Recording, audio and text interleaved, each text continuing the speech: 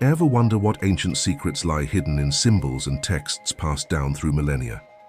Today, we're journeying deep into the world of occult systems, exploring the profound wisdom they hold.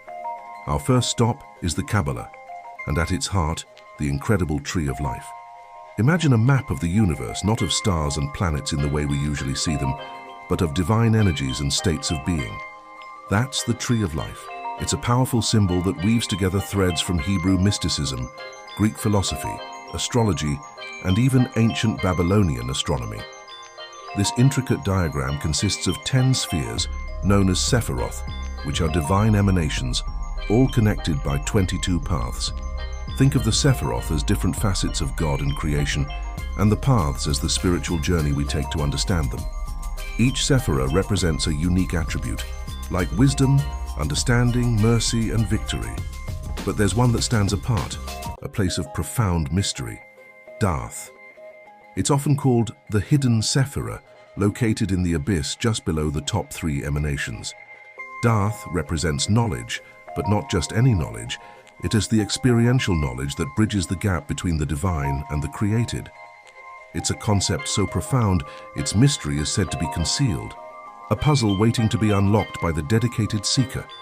Now, where do these complex ideas come from?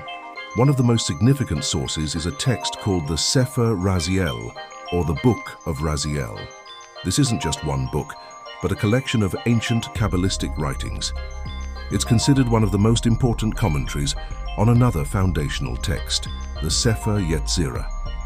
According to legend, the angel Raziel, whose name means secret of God, gave this book to Adam after he was expelled from the Garden of Eden. It was said to contain all the secret knowledge of the universe, from the movements of the stars to the sacred names of God. One fascinating passage describes a spirit attributed to the Messiah descending through an angel named Masla, entering the sphere of the zodiac. It also mentions a spirit called Razjel, who was the ruler of Adam, drawing the very essence of the elements from the earth itself. This connection between the celestial and the terrestrial is a core theme in many occult traditions. And one of the most practical, yet mystical examples of this connection is the use of magic squares, or kamioth.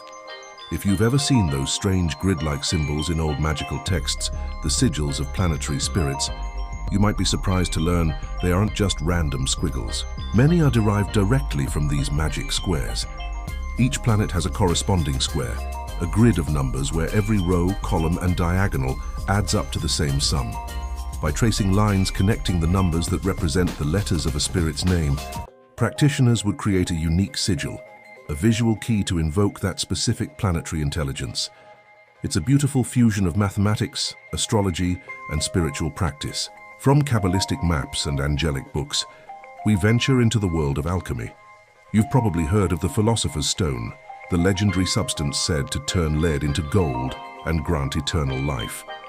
But the true goal of alchemy was spiritual transformation.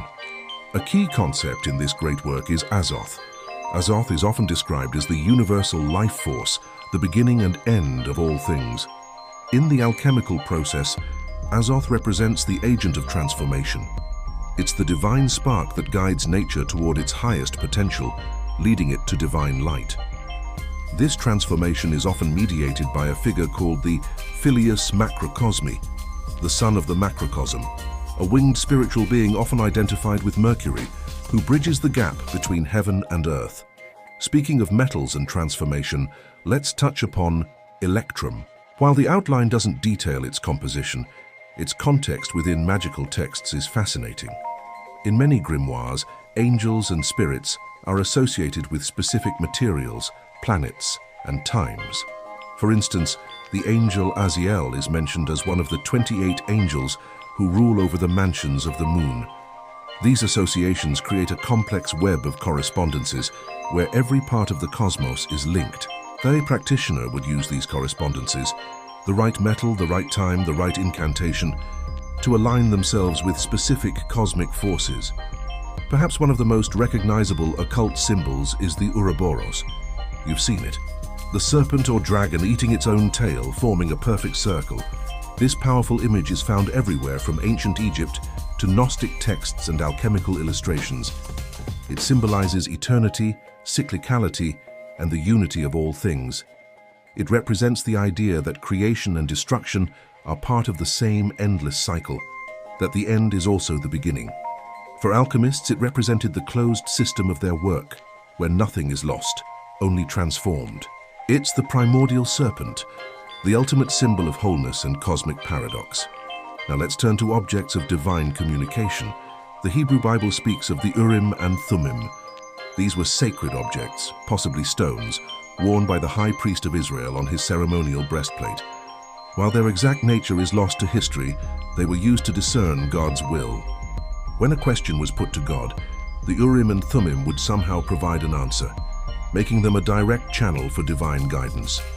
They were considered essential furnishings of the tabernacle in the wilderness, a physical means of interacting with the divine.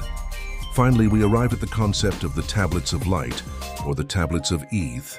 This is a more modern mystical idea, but it draws on the same ancient wellspring of wisdom. Think of it as a form of spiritual astrology. It proposes that behind the physical laws of the universe, there are higher spiritual truths, a divine science of the stars. These truths, the tablets of light, are the ultimate cause from which all finite laws radiate. And how are these truths expressed? Through the symbolic language of the Kabbalah, bringing us full circle. The tree of life, the angelic names, the celestial correspondences, they are all seen as ways to interpret these tablets of light and understand our place within the grand cosmic design. From the structure of the universe in the tree of life to the transformative power of Azoth and the eternal cycle of the Ouroboros, these symbols and systems offer a profound way of seeing the world. They invite us to look beyond the surface and discover the hidden connections that bind the cosmos together. Thank you so much for joining me on this mystical journey today. If you enjoyed exploring these ancient secrets, don't forget to like, subscribe, and hit that bell icon so you won't miss our next deep dive. See you next time.